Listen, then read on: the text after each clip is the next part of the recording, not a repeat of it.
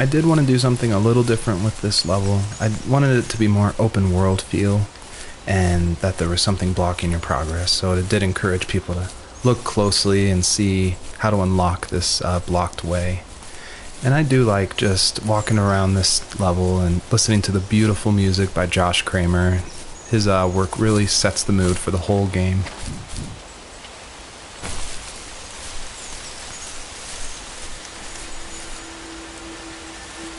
Even at my most distant, at the times when I detested him the most, he kept reaching out. For a year straight, he asked me every week when we were going camping. I thought he was just dense. Eventually, to shut him up, I agreed. We carried out the worn lawn chairs from the garage and set up a cinder block campfire at the site we'd always used behind the house. We walked down the mountain path, talking in the warm sunshine we only got a couple months of the year. Those 3 obsidian rocks shimmered alongside the shore, almost like sparklers pressed against a dark window. I'll never forget that wet stone on my feet, or how those massive mountains looked even bigger in the lake's reflection. I felt small, but grateful. As the sun set, my dad found something I hadn't seen for a long time. The tree where I'd made my first carving when I was 6. I hadn't even carved it. My dad had helped me, but I still called it my tree. Something about seeing my name there made me open up, and we talked about everything that night in that old camouflage tent. I told him how much I loved sketching and design, and how it would be a dream to study architecture in Seattle. I told him how I didn't get along with my friends much anymore, but that I didn't mind being alone. He told me he was there for me, and he joked that if all he had to do was write my name on a tree to finally get me to talk, he would have left me carved logs with novels on them in front of my room every morning. I don't know why it took me that long to realize it, but it was then I knew how much he had sacrificed for me.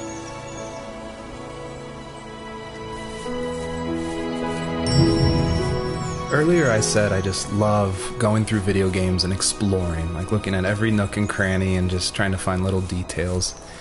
And I think that started because in middle school and high school, I would make mods for my favorite games, namely Jedi Knight, Jedi Outcast, and Far Cry. And I loved like this huge world of mod makers who would make these levels, and it'd be like the most random creative things, and I would just love exploring, usually multiplayer levels, by myself. So even though I went to college for film, before that, like before high school, I was making video games and mods, and it was my favorite thing in the world. I made a ton of different levels. I made an abandoned space hotel with a dance floor and cafeteria. I made a haunted campground with cabins and tents.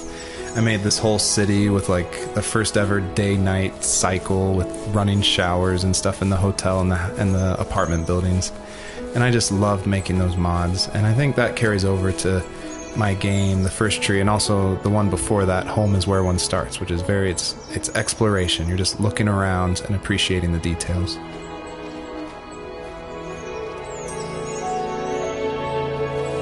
We were happiest underneath the evergreens. We decided it was time to finally map out the hundreds of acres we lived on just to pass the time during the summer. He was only free in the evenings, so I would spend the day wasting time on dial-up internet and sketching, and then we would rush into the woods, pen and map in hand, before evening fell. Sometimes, the aurora borealis would cast a cold green glow on the mountainside, and we would finish our route underneath a twilight sky. Sometimes I was lonely during those summer days, but there was comfort in the routine. A lot of teenagers aren't looking for the daily grind, though. There's nothing wrong with wanting to get out, to leave your childhood home. You wanted to progress, to make something of yourself. Yeah, you're right.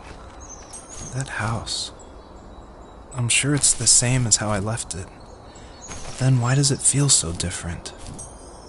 I doubt you're the only adult to have looked back and asked that question.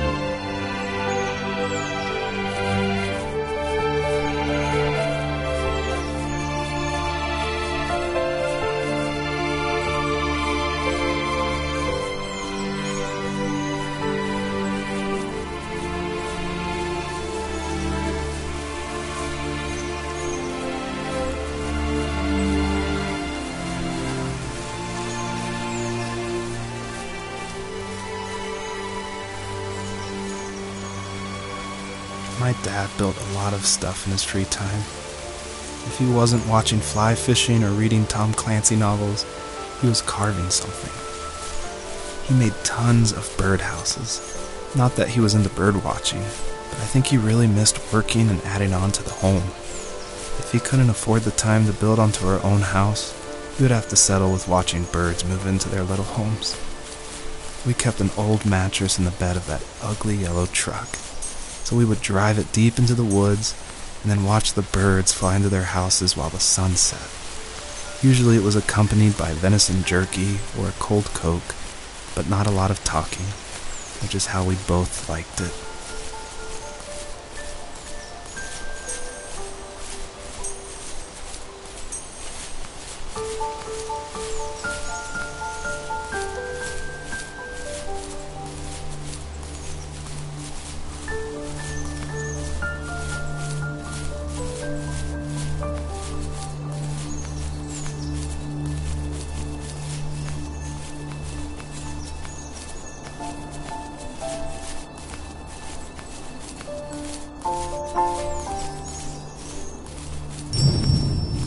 Almost all stories follow the same kind of structure, and it starts with an inciting event, and then there's rising action, and then there's a climax, and then there's falling action.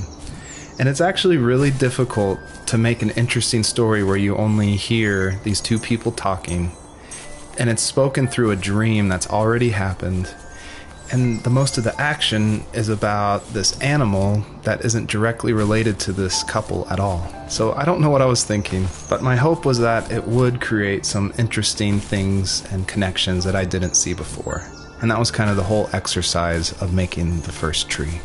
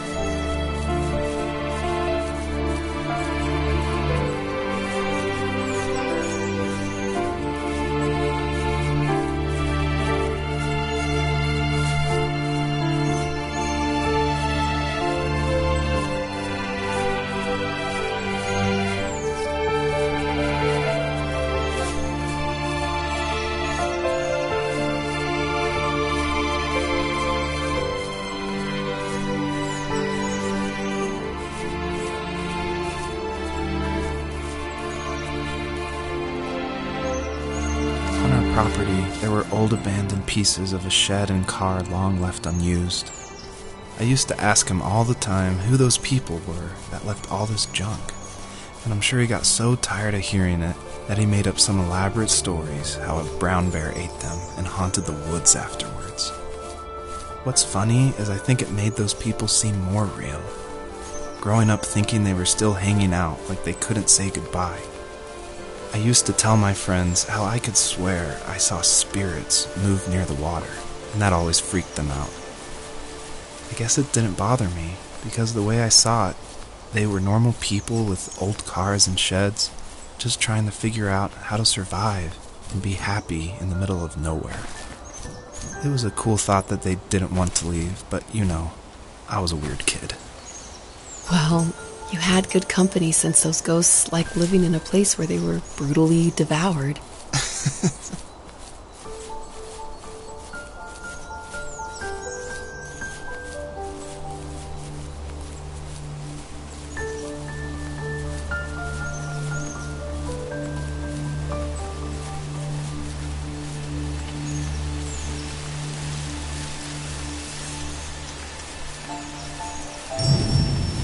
I don't think the first tree could work at all without the music by Josh Kramer. And his music, it's actually publicly available to license, and so it was affordable for me since this was a hobby project. And it's something I like to tell new indie developers all the time, like, you can't afford that composer, you can't afford a full-time programmer. You need to cut corners and finish your game, and the way to do that is to use these amazing publicly available assets that anyone can purchase and license. And so his music is incredible, and I actually haven't talked to him that much. I've just emailed him. But his music was nominated for Most Emotional Music at the Emotional Game Awards in France, and he's just a really nice guy. And I think there's so much amazing content out there that if you're thinking of making a game, like, look around and see what you can make work on a tight budget, because it worked really well for the first tree. The perpetrator stood nearby, unfazed, like nothing was wrong. My dad is dead, and he's never coming back, Rachel. I can tell you these stories, but I can never reminisce with him again. He can never hold a grandchild that we'll probably never be able to have. I can never talk to him again, and I'll never be able to say I'm sorry for everything.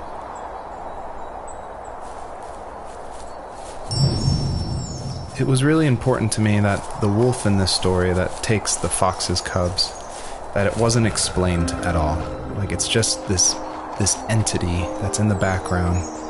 And of course, it's supposed to represent something bigger than a wolf or even the fox. It's supposed to represent, like, the specter of death. And it comes when you least expect it. There's no justification. He's just there, always watching.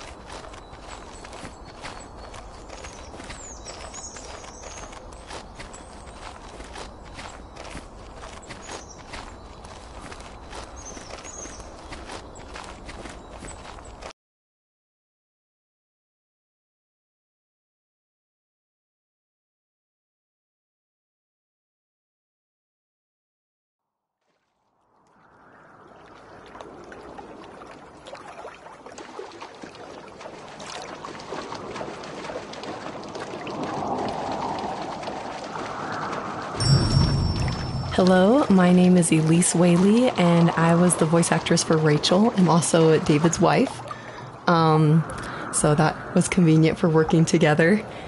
I was actually the voice actress for his first game, Home is Where One Starts, and I guess that I did a good enough job that David wanted me back, so I did the voice acting for this one as well.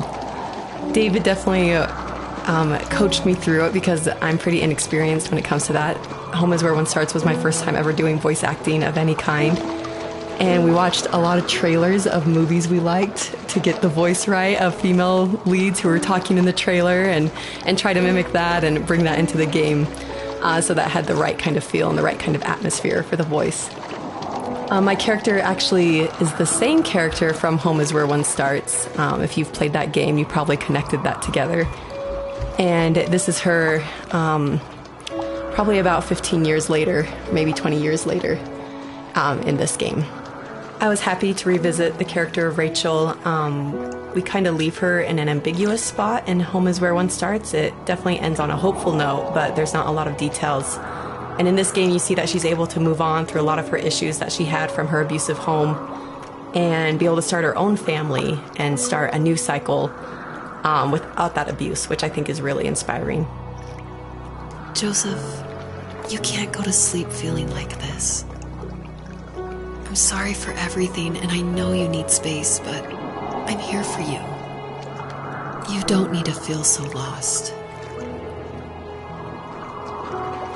Joseph, have I ever told you what my mother was like? You know what it's like not to have a mom at home. And you know how hard that made my childhood. What helped me was watching the birds in the morning before the school bus came. I thought that my mother was one of those birds, and it made me want to be free like her. My mom taught me how to fold origami cranes while she was in the hospital. So I told myself I would fold one every day until I could fly myself. So it's always interesting working with your spouse because, especially on a creative project, because they want your feedback, but it's something that's also dear to their heart, and they're dear to your heart, and you definitely don't want to hurt their feelings. So I was a little nervous when David asked me, he had finally finished writing the script, and he asked me to go over it and see what I thought. And I had minored in English. I majored in art, but I minored in English, so I felt like I had a little bit of experience. But I was definitely like a little scared because you don't want to be too harsh, but you also want to be honest. And it was the biggest relief when I read the script, and I was like, oh, good. My husband's a good writer. I don't have to change that much about this, just a few like grammatical things. And that was just like the biggest relief for me because it can be a tricky balance working with your spouse and making sure that that honesty is there, but also that love and the support is there as well. So we're talking about Home is Where One Starts a lot, so if you haven't played that game, maybe this doesn't make as much sense, or maybe this is a little plug that you should go play it. But in that game, it actually features one of my artworks. I work as an artist and paper cutting, actually, and David used one of my artworks as a graffitied stencil in Home is Where One Starts that's against the wall of this shack. And it actually shows up again in the first tree, just a fragment of it. The first tree, the title actually comes from one of my artworks that I made back in 2015, I want to say. And I made this artwork while I was pregnant with our first child. And it had a lot of meaning for me, and David actually helped me come up with the title. And he asked it because I was really struggling. I was like, I have no idea what to call this, and I always go to David for title ideas and to bounce ideas off of him, and that's like the only way I can ever come up with a title is by talking with him. So we were talking back and forth and looking at this artwork, and he said, well, what kind of like movies or shows were you watching while you're making the artwork? Because my work's pretty tedious, so sometimes I'll watch a show or do some Netflix binging while I'm creating it. And I was like, oh, I actually watched Tree of Life a ton. And then we're like, Tree of Life, and we started thinking more about that, and then arrived at the first tree. So it started off as one of my artworks and then became a part of David's art, which I think is really cool that we were able to share that title. You have strength, Joseph, and you're not as alone as you think. It's all just so pointless. Just waiting for life to happen. It's like having the home I always wanted is cursed out of my reach. The thought of being a parent myself. How could I do that when I couldn't even be a good son? I'm sorry. I know what you're saying. I just don't know how things will work out. These quiet hours will turn into years. We'll wonder which roads passed us by. Then we'll forge a new road together. Besides, I discovered for myself that one fateful morning where any hopeful road leads to. There may be thorns in this, but it always leads to the same thing. And what's that? Family. I'm so glad that you're part of my family, Rachel. And I'm glad you're part of mine.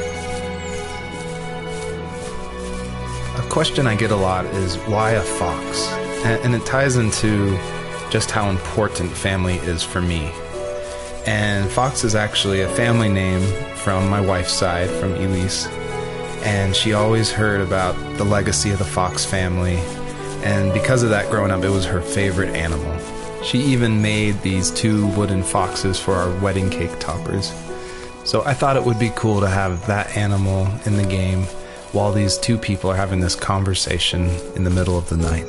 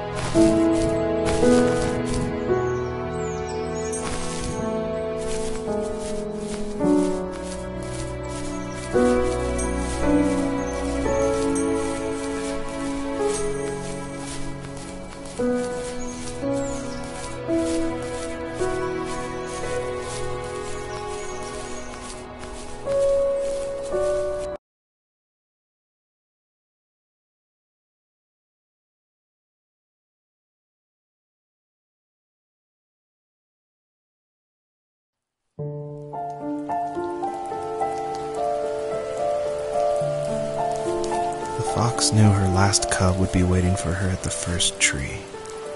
She was almost there. The rain cascaded onto the jade valley where the entrance to the tree was. Life was protected there, because that's where life began. It was now only a mother and a daughter left.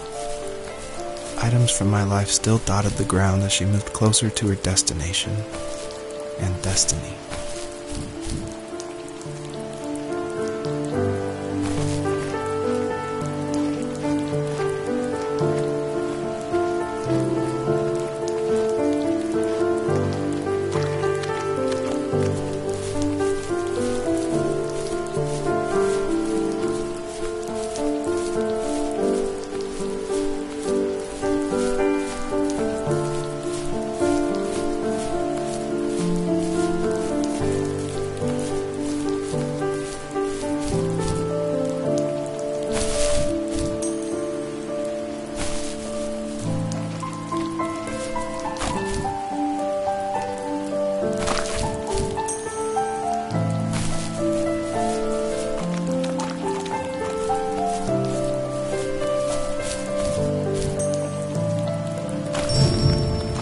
Usually what catches people's attention of the first tree is the visuals, of course.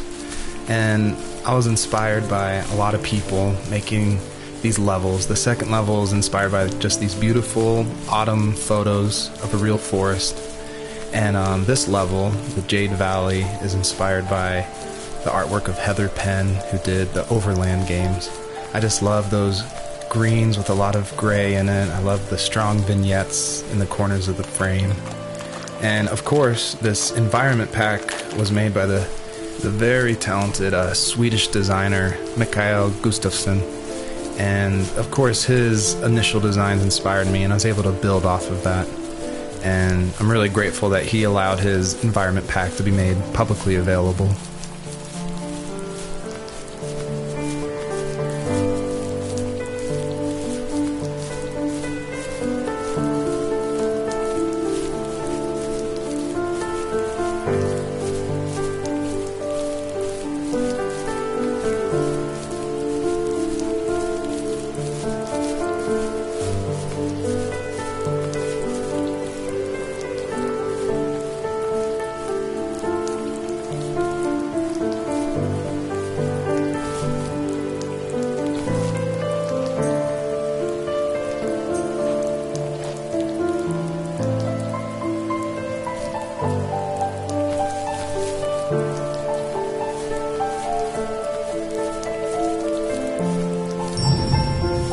By now you've probably caught on to some of the themes I love to explore in these stories.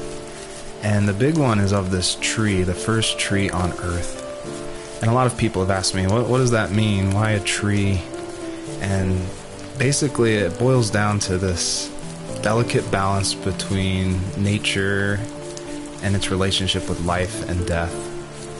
And I love these stories where they put like these microscopic relationships, like something of like a father and a son, and juxtapose it next to this epic story of like the creation of the universe and the first tree on Earth, and how they can be equally as important, because in my mind, like, my family is as important as like the creation of the Earth. And it reminds me of like some of the stories I love, like The Road by Cormac McCarthy, or The Tree of Life by Terrence Malick.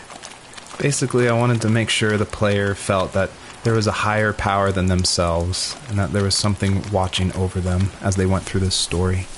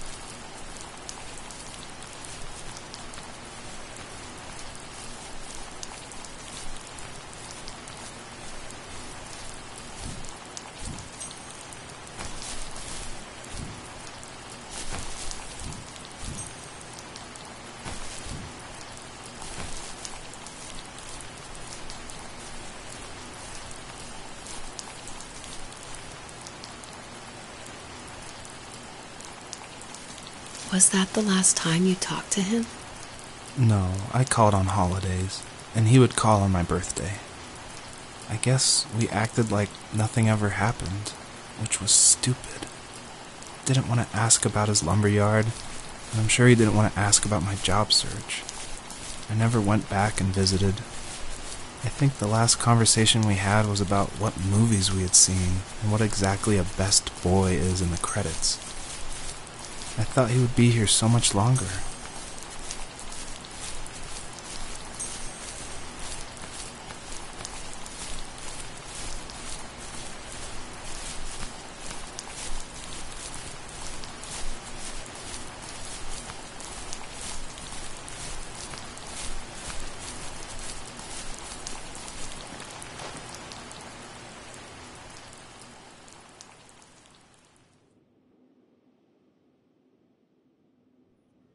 In the distance, the first tree illuminated the wasteland. She couldn't go home anymore. She did the only thing she was capable of: moving forward. My dad died alone in the middle of the wilderness. I should have been talking to him more. I should have done a lot of things differently. If the first tree on earth brought life with it, if it taught the birds to sing and fly and showed saplings how to grow, what could it do for us?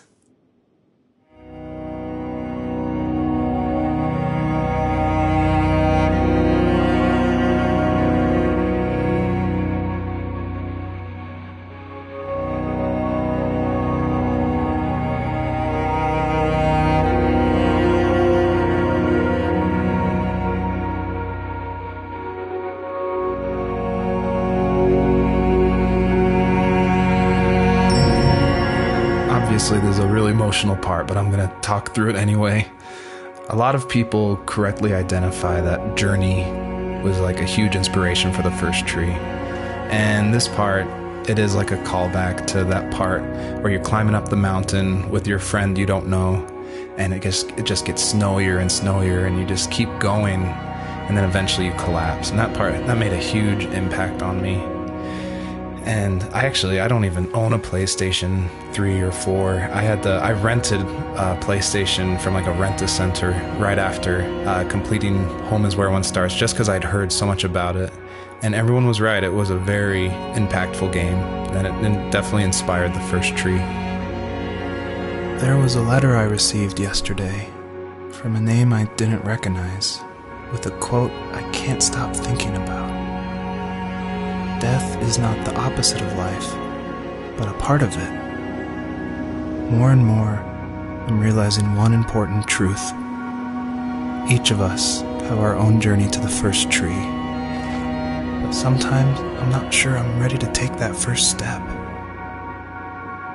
You already have my love.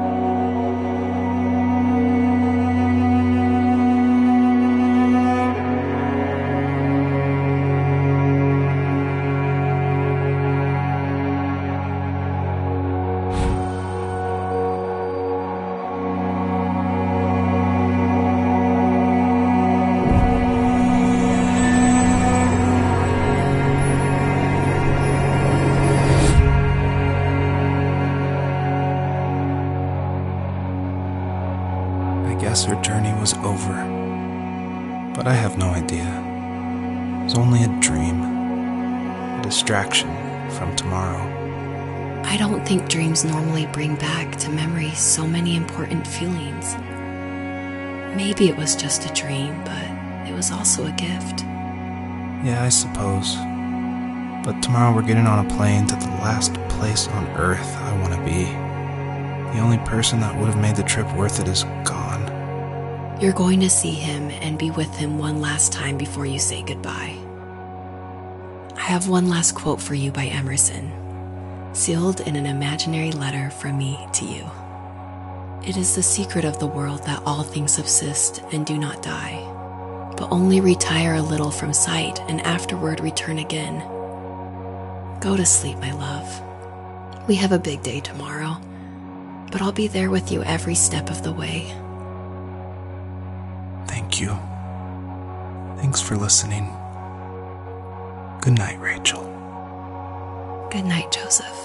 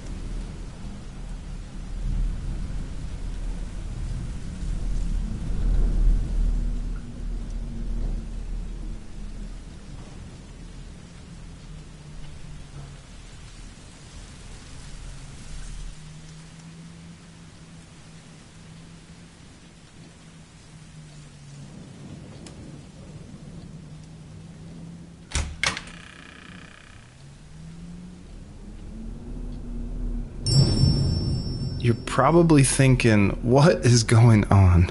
And that was definitely my intention for this epilogue part of the first tree. This is my favorite part. This is the part I'm most proud of. And it definitely, it's supposed to evoke this, what is going on? Where am I? I was not expecting this. When I was marketing and blogging about making the game, I never showed anyone this part. I never told anyone. I never shared screenshots. I wanted it to be a complete surprise. And I also wanted it to feel a little creepy because it's totally inspired by those nights where you wake up in the middle of the night and you can just hear the sound of the wind outside the house and you can't sleep. So you walk around in this twilight stupor. And I would say the whole first part of this game where you play as the fox, its whole purpose is to set up for this conclusion. So yeah, I would encourage you to look around and see how many things you recognize from the earlier part of the game. I tried hard to foreshadow this epilogue just because I wanted it to be a surprise, but I didn't want it to feel too out of place that it would be humorous. And so Joseph, earlier in the game, he would say things like, I felt like I was right behind the fox the whole time.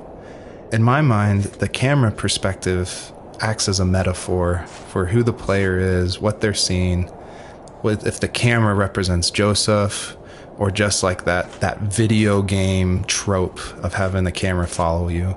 I guess the big question I wanted the player to ask themselves, is this a dream as well? And if so, does that even matter?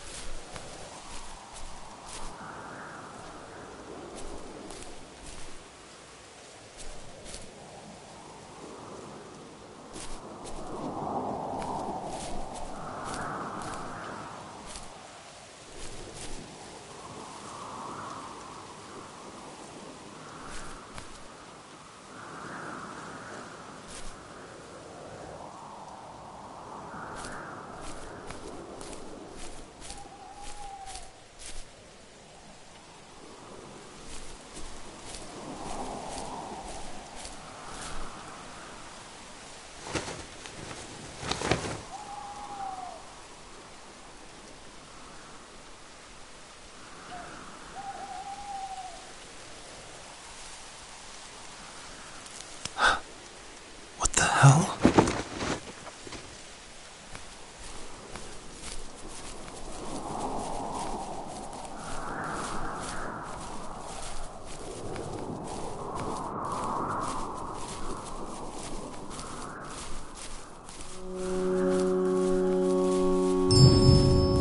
I purposefully fade out the crosshair in the middle of the screen because I wanted it to be a direct callback to the camera following the fox in the first 5 levels of the first tree. I wanted it to go for that gut reaction that this was very familiar, yet totally in a different world.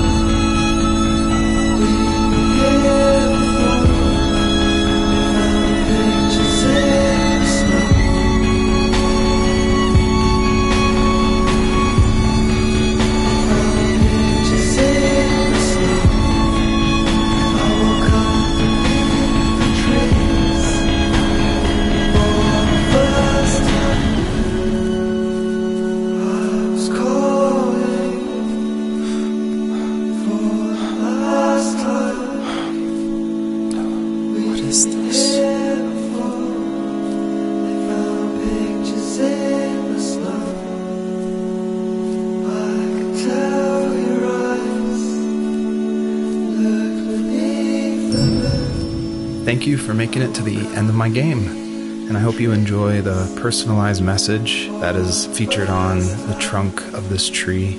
It's a message submitted by another player that's retrieved from a database, and it's retrieved at random.